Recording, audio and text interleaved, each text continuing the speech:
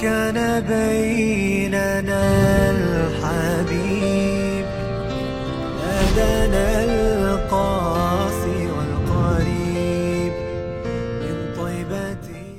Alhamdulillah, syukur pada Allah Subhanahu Wa Taala. Semoga Allah Taala menerima segala bacaan kita. Semoga Allah tetapkan iman kita.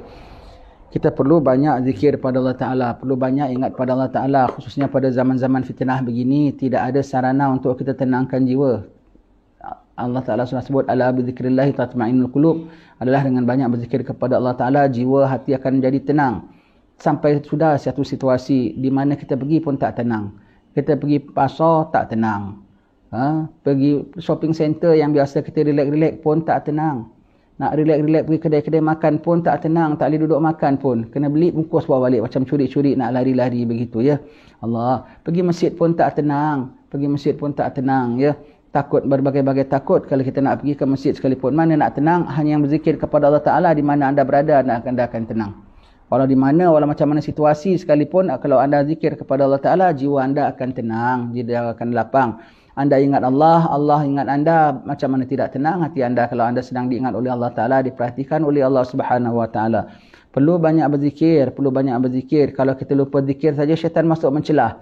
Syaitan masuk mencelah, dibikin apa? Digoda kita untuk maksiat. Syaitan masuk mencelah, dibikin apa? Dikaburkannya pandangan mata kita. Salah kita pandang betul, betul kita pandang salah. Syaitan kalau mencelah apa dia bikin? Dia mewaswaskan hati kita, buat kita ragu, buat kita panik, buat kita takut tak tentu arah. Tapi kita serah kepada Allah Subhanahu Wa Taala. Kalau kita ingat Allah Taala, Allah ingat kita, tidak akan boleh syaitan masuk dalam hati kita, terpelihara kita. Ingat Allah Ta'ala, banyak wirid, banyak zikir. Kita banyak macam-macam gangguan, kita banyak macam-macam godaan, kita banyak macam-macam perdayaan. Tapi kita tak tahu apa zikir nak baca, berapa banyak nak baca, macam mana nak baca. Gangguan datang bertubi-tubi, godaan, cobaan akan datang bertalu-talu. Tetapi kita tak tahu nak zikir selalu. Maka Alhamdulillah ulama-ulama dah susunkan zikir-zikir ni tuan-tuan sekalian. Wirdul Latif, Imam Haddad, Ratib Haddad, Ratib Al-Attas. Itu yang simple-simple lah. Kalau tuan-tuan ada zikir-zikir lain, nak baca maksurat, nak baca haujakan, nak baca apa, semua baca. Itu semua tu wirid-wirid. Semua tu warid daripada Allah daripada Rasulullah Sallallahu Alaihi Wasallam yang diperintahkan oleh Allah Subhanahu Wa Taala. Jangan kita tak baca. Jangan kita tak baca. Semua tu semuanya adalah warid ya. Semuanya adalah warid. Dan jangan kita bilang ni Ratib atas bid'ah, Ratib Haddad bid'ah. Cakapanmu tu bid'ah. Kenapa? Segala wirid-wirid ini semua daripada Rasulullah Sallallahu Alaihi Wasallam yang susun Imam Haddad, maka sebutnya Ratib Haddad. Tapi zikir la ilaha illa anta subhanaka inni kuntu minaz zalimin. Daripada siapa tu? Allahumma anta rabbi la ilaha illa anta khalaqtani. Siapa yang punya zikir tu? Kan Rasulullah punya. Ratibnya Ratib Haddad. Ratibnya Ratib atas, tapi zikirnya zikir Rasulullah. Mazhabnya mazhab Syafi'i, tapi syariatnya syariat Rasulullah. Akidah Al-Asy'ari, Imam Abu Hasan Al-Asy'ari, tapi sebetulnya itulah akidah Rasulullah. Hadisnya hadis Bukhari, tapi cakapannya cakapan Rasulullah. Jangan kau bilang semuanya saja asal dengan nama lain saja, pada kau itu bid'ah belaka, itu bid'ah belaka. Kitab tasawufnya Imam Ghazali, tapi itulah akhlaknya Rasulullah. Itulah akhlaknya Rasulullah. Maka jadi jangan kita terpengaruh daripada orang-orang yang memang tak nak banyak orang berzikir, kemudian mengelirukan, dimelarangkan pula kita. Alhamdulillah, baca banyak zikir tuan-tuan sekalian, banyak baca, lebih lagi zaman-zaman fitnah begini, banyakkan bacaan zikir, banyakkan bacaan zikir biar mulut kita tak tinggal daripada zikir. Ingat Allah petang dan pagi, ingat Allah senantiasa. Kalau ada apa-apa kerongsengan dalam hati sedikit pun terdetik dalam hati kita, terus ngadunya kepada Allah. Terus bicara dengan Allah, buka perbicaraan dengan Allah. Tak payah nak macam-macam, tak payah kita nak buka bicara dengan Allah tu macam mana ya caranya apa semua. Kau tak payah hafal apa doa, kau tak payah hafal apa ayat, kau tak payah macam mana nak ambil sembahyang, nak duduk dalam masjid, nak bagaimana, itu memang bagus. Tetapi sedang kita buat kerja, sedang kita duduk termenung, sedang kita seorang dalam bilik, sekarang kita dah nak lelap mata. Itu kan kita dah tak boleh nak bikin apa-apa, dah tak boleh nak bangun tidur, dah tak boleh nak menghadap kiblat, dah tak boleh nak duduk apa begitu. Kita kemudian timbul kebimbangan dalam hati kita, timbul kerisauan hati kita. Serta-merta call Allah Ta'ala, serta-merta kontak Allah Ta'ala, terus call, ya Allah kau peliharakan aku daripada perkara ini, ya Allah kau selamatkan aku.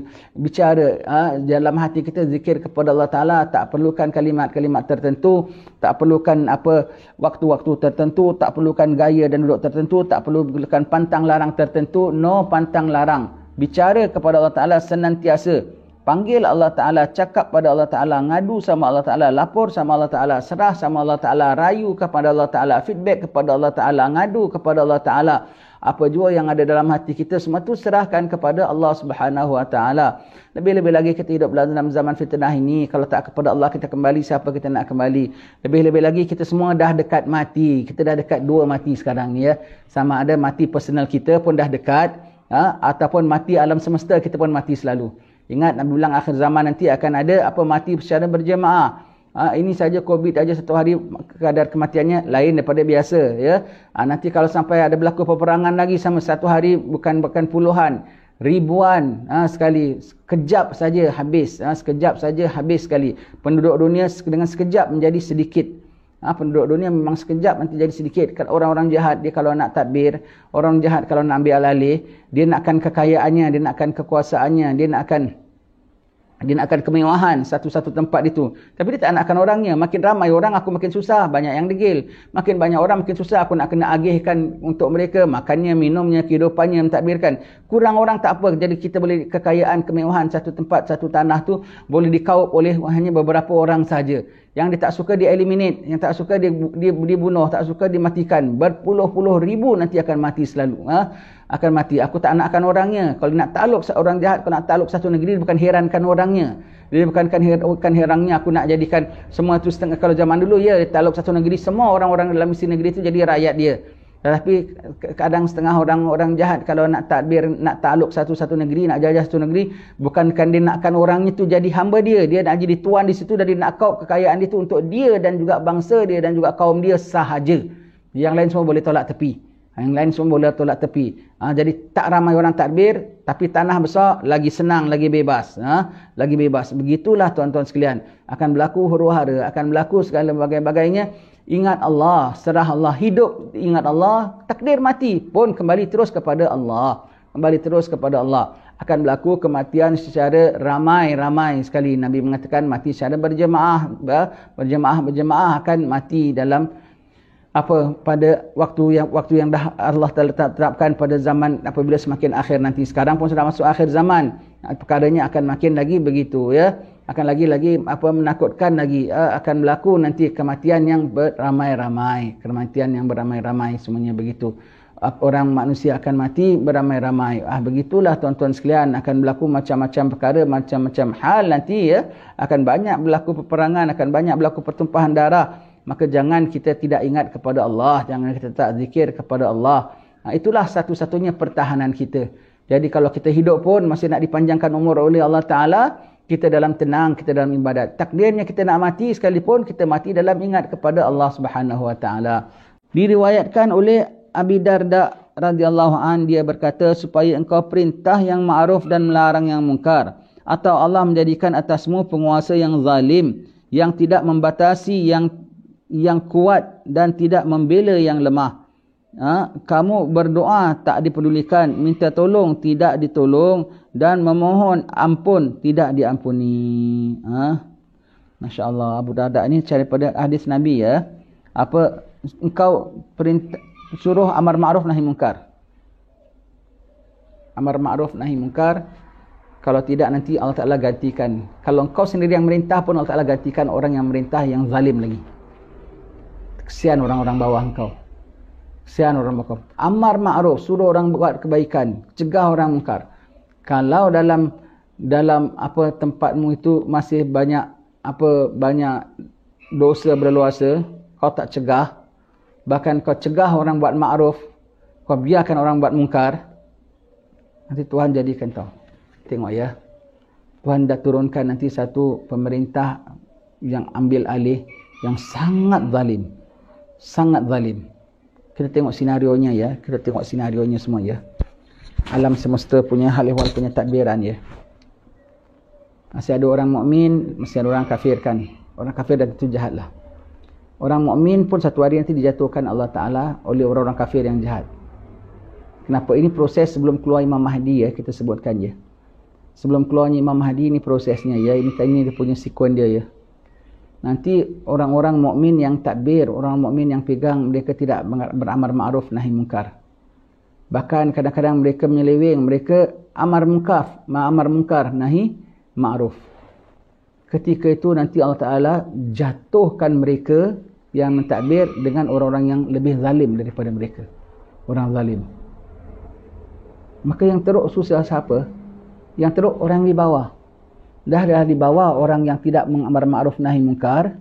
Di kalangannya itu ada alim ulama'nya, di kalangan itu ada orang-orang atasannya, tidak saling amar ma'ruf nahi munkar. Allah Ta'ala gantikan orang yang sangat zalim sebagai pentadbir. Kenapa kok orang yang zalim? Orang yang bawah dah tentulah dia, kalau orang-orang bawah yang saleh, dia akan rasa tertekan dan lebih tertekan sebagai peningkat darjat dia.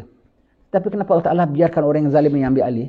Sebab yang pegang pemerintahan sendiri zalim, dan orang-orang juru nasihat yang sepatutnya nasihat pun tak menjalankan tugas mereka. Jadi untuk mengajarkan orang yang tidak melaksanakan tanggungjawab dengan betul ini, Allah Ta'ala akan hantarkan orang yang terlebih zalim lagi untuk hapuskan mereka. Nanti baru orang-orang yang sepatutnya menasihati perkara yang sebenarnya merasa, Allah, dia ni lagi teruk lagi, alamak, dia ni bertakbir. Aku sebagai apa tahu? Sebagai punishment bagi orang yang mentadbir tapi tidak amar ma'ruf nahi munkar, dan juga sebagai punishment orang-orang yang sepatutnya di bawah orang yang takbir ini tapi tidak nasihatkan sepatutnya, sebagai punishment Allah Ta'ala hantarkan orang zalim. Amal yang bawah yang salih dia senantiasa terpelihara. Siapa pun di atas dia akan terpelihara. Siapa pun di atas akan terpelihara. Nanti apabila yang zalim datang, maka yang tak beramar ma'ruf nahi munkar yang pegang di atas dan yang penasihat-penasihatnya pun semua akan sengsara. Akan sengsara, merana sekali. Akan sengsara, akan merana sekali. Hilang jawatannya, hilang kedudukannya, hilang powernya, hilang authority-nya, hilang semua itu. Sebagai punishment. Sebagai punishment. Ketika itu, fulan ini minta tolong, dah tak dapat lagi. Fulan ini berdoa, tak ada terima lagi. Fulan ni minta ampun, dah susah lagi. Ya. Kenapa Allah Ta'ala dah gantikan dengan orang yang jahat? Pasal apa? Engkau jahat, maka layak engkau digantikan dengan orang yang lebih jahat lagi. Allah Ta'ala hantarkan yang lebih jahat, lebih zalim. Kerana apa? Untuk menumbangkan yang tidak beramar ma'ruf nahi munkar sepatutnya. Allah Ta'ala hantarkan zalim. Yang di bawah sekali ini akan sangat-sangat terkesannya. Tapi mereka dari awal dah memang serahnya kepada Allah Subhanahu Wa Ta'ala.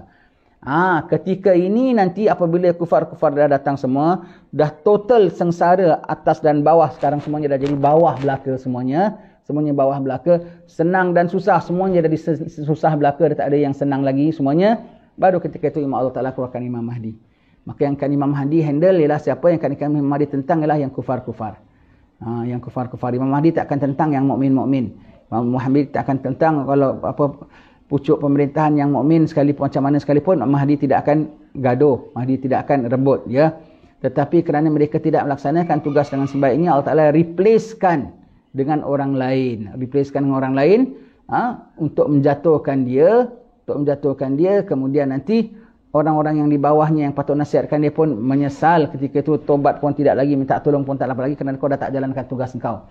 So engkau tanggunglah apa yang kau dah buat ini sekarang, ya. Kemudian yang di bawahnya sekali itu, di kalangan orang mukminin dan salihin, mereka akan senantiasa dipelihara oleh Allah Ta'ala. Dan kalau payah dan susah pun dia endure, dia tahan, dan dia akan menjadikan sebab naik magam dia, kedudukan dia di sisi Allah Ta'ala, ya. Baik, ya. Jadi kalau dia bertamarkan ma'ruf nahi munkar, Allah Ta'ala gantikan orang zalim sebagai pemerintahan. Akan mungkin dapat